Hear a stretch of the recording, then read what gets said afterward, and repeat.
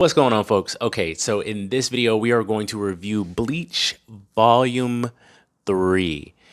And there will be spoilers in here, so if you have not read it, I recommend you not watching this video. Read it first, and then you can come back to this video, and we can discuss together in the comment section.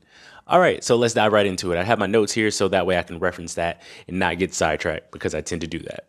So this volume is mainly centering around the funeral or the anniversary of the Ichigo's mother's death. So in this volume, we're going to get a lot more backstory on Ichigo and the reason why he is the way that he acts now.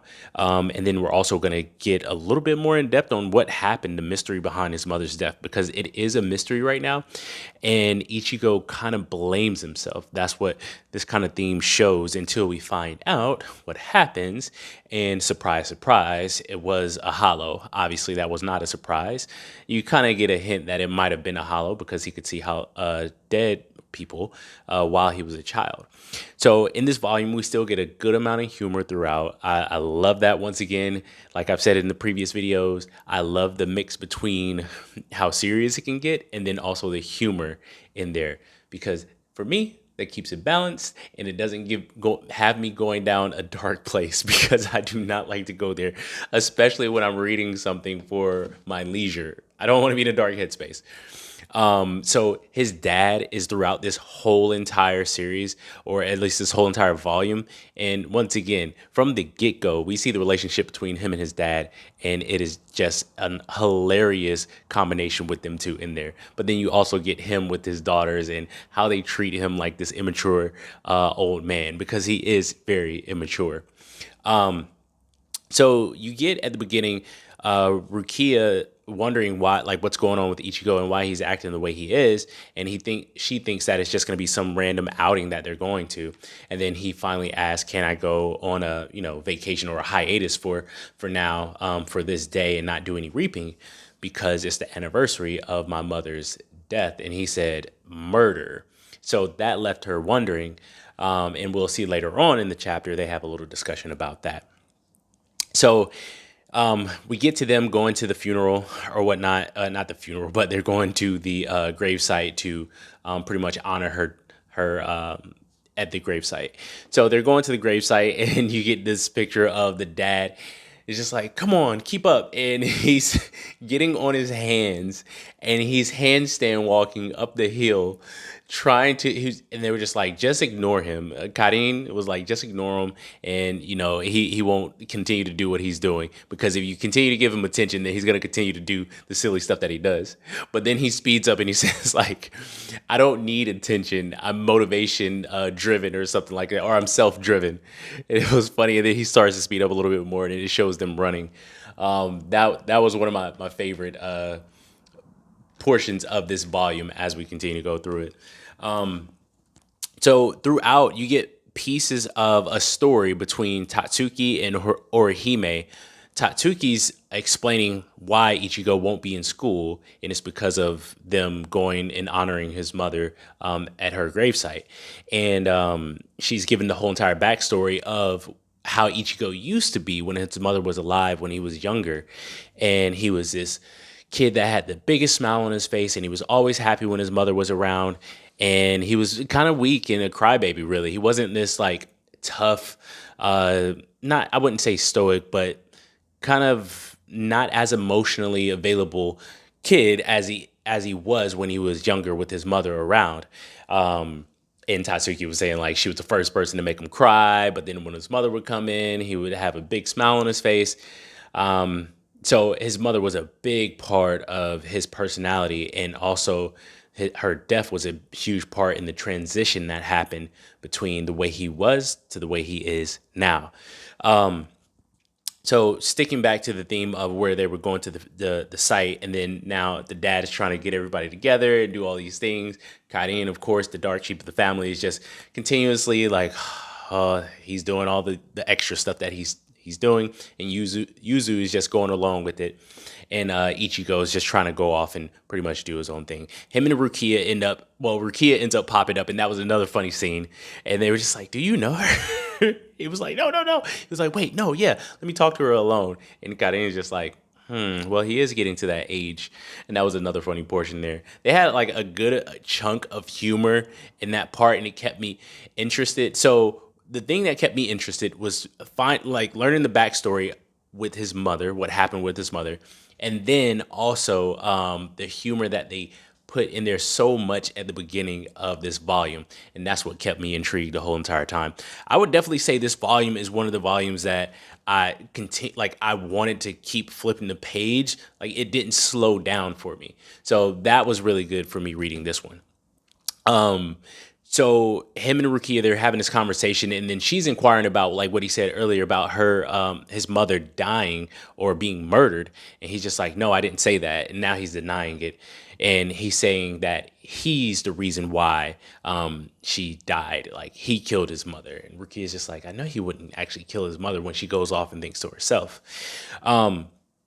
So basically, we get to see that Ichigo pretty much blames himself for his mother's death, and then finally, we get to the story of how his mother ended up dying, and it was basically he wanted to protect his mother, he wanted to protect his family because his dad said, this is what a man should do. He should protect his family, and Ichigo wanted to be that man for his family as well.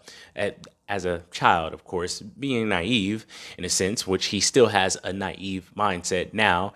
He didn't he didn't evolve that much from that naive mindset that he has. But so we get to see like how much his mother really meant to the whole entire family, and for them to put it in the manner that they put it in, of she was pretty much their universe, the center of their world, and all of the like everyone in the family attached to her, they gravitated to her, they loved her, she was always smiling, she never showed that she was angry. They really laid it on thick to make you care about what happened to his mother. They really made you care deeply for that. Even in that short period of time, I really enjoy how they did that. Even in that short period of time that they gave it in this volume, they made you care deeply. And it makes you care more for the character. It makes you sympathetic and empathize with Ichigo and the family and how they're dealing with that loss. Like we get to see it early on in the first volume, how they kind of deal with the loss, but now we get to see even more why it hit so heavy with all of them, and then also why the dad is actually over the top. It seems like the dad is kind of overcompensating. We don't know if he was like this before, but overcompensating for the way that he overcompensating in the way that he acts because he's trying to live even more of a life that she would be proud of him living, as we see towards the end of this volume. So, not getting long-winded, going into the main plot, because the main part of this is Ichigo finding the spirit or the hollow that actually murdered his mother, because Karin ends up seeing this little girl. And as we see Karin seeing this little girl, we already know, because Ichigo had a flashback and showed us that what he saw when his mother had died, and he was chasing after this little girl. He thought this girl was going to jump off a cliff, and that's the same little girl that Karin ends up seeing. And Karin goes over and starts talking to the little girl, and then the girl is just like, "Oh, you can see me." The hollow says, "Oh, you can see me." This is not a good thing. And Karin realizes like she's in trouble, and Yuzu's just like, "What's going on?" And Karin is trying to keep her away, and then the spirit ends up attacking Yuzu or Karin, and then also attacking Yuzu.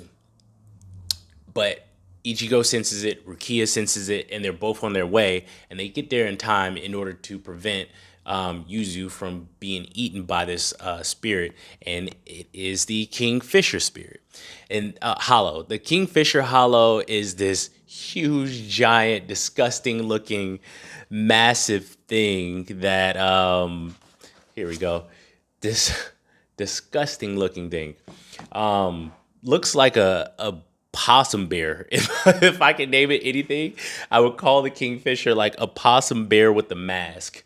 Yeah, that's what we're gonna call it. Possum bear Kingfisher. So with that in mind, also has this little extension to its body, and that's how it pretty much traps its prey that it wants to prey on. So it's funny how it's coming to mind now. Like I'm actually getting it, like Kingfisher, because it's using the line with the little extension of a body to show or present as a whole body, but not showing its full form, to pretty much draw somebody in. And that's what drove Ichigo in when he was a child, and then that's what drove got in just then. But Ichigo gets there in time, slices the leg off, gets Karin and Yuzu out of there by using Rukia, and then also Khan got into Ichigo's human form body and got them out of there. And Ichigo ends up saying, like, what are you doing here? Looking at the little girl and saying, like, are you being controlled? And that's like the little form of the extension. Are you being controlled by the spirit? And then it hits Ichigo big. Like, you were the one that murdered my mother. So yes, she actually was murdered. And Ichigo loses it severely because he runs after and tries to attack the spirit. He gets knocked back, but he's reckless, and the spirit understands that. Rukia already told him like how experienced this spirit is, or this hollow is, and how it's outwitted pretty much the Soul Reapers for so long. But Ichigo, being naive, being reckless, being blinded by anger, and the Kingfisher constantly says it during the battle that you're blinded by your anger, which blunts your blade. And so, with that said, Ichigo makes Rukia stay out of this battle because he's just like, I need to do this. Like, this is something I need to do. I need to avenge my mother. As they're going back and forth, Rukia leaves and like is really contemplating, like, should I stay out of it? Should I stay out of it? He might die. Like, knowing how experienced the Kingfisher spirit is compared to Ichigo, it's just like, there's no way that you should be fighting this hollow on your own, but I'm gonna let you anyway because it's your honor and it's something very personal to you. So you kind of see like how much consideration Rukia actually has now. It's not just Rukia's this wise soul reaper that's the boss. It's Rukia's considering Ichigo's emotions. So you kind of see like there's more depth between the two characters now. There's a little bit more there than just like, you're doing this job. And we even saw that towards the end of the last volume, where she allowed Ichigo to keep the spirit, Khan, the mod spirit. But yeah, you just kind of see that connection growing a little bit deeper when you really look into that aspect of it. So, but she lets him do that, and they're going back and forth. The battle is pretty intense. You keep like left and right. You see Ichigo get outwitted by every single step. Ichigo cannot keep up with this Kingfisher spirit or hollow, and then Rukia decides to like slowly walk her way back to the battle, and she sees Ichigo pretty much getting just demolished.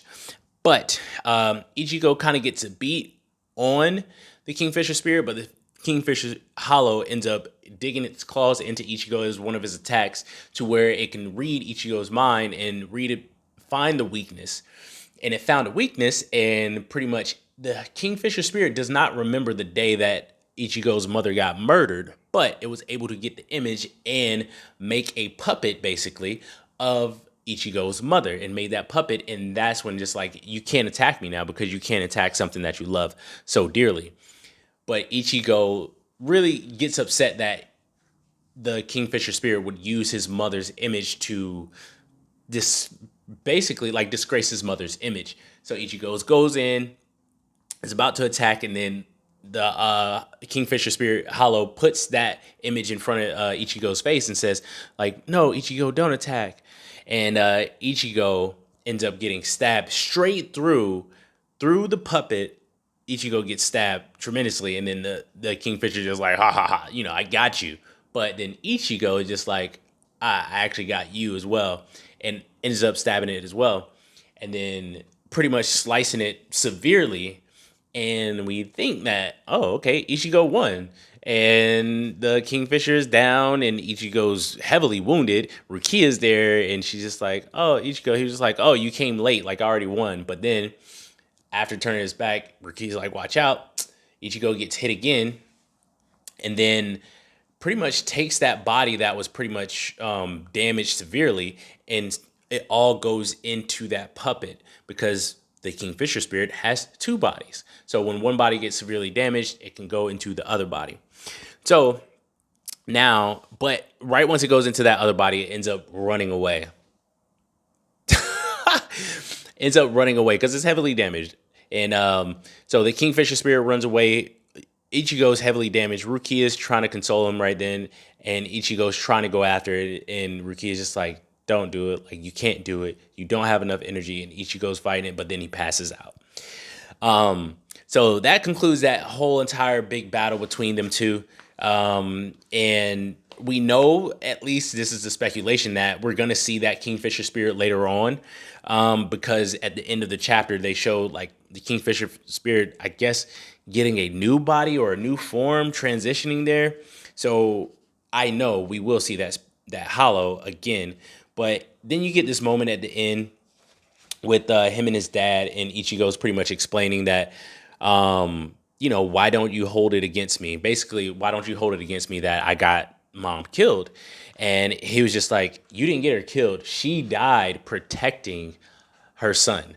And that's the most honorable thing that she could have done. Like, that, it like hits hard because it's just letting Ichigo know, like, it's not your fault. Like, you can let that go. Stop blaming yourself. It's not your fault. And then he also says that the woman I love gave her life trying to protect her child.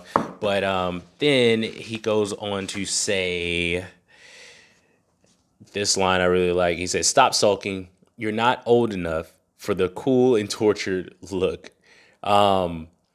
Basically, he wants him to continue his life. Like, you don't need to be holding that burden over your head like the whole entire time. You don't need to carry that burden. And it's just a really good like segment between him and his dad. It was like the moment that his dad is actually serious. And then also just what he said at the end. He said, live a good long life, go bald, and die after I do. And if you can, die laughing. If you don't, I won't be able to face her and then see you down the hill. I love that line. Like, die laughing. It's just like, continue to enjoy enjoy your life up until your last moment.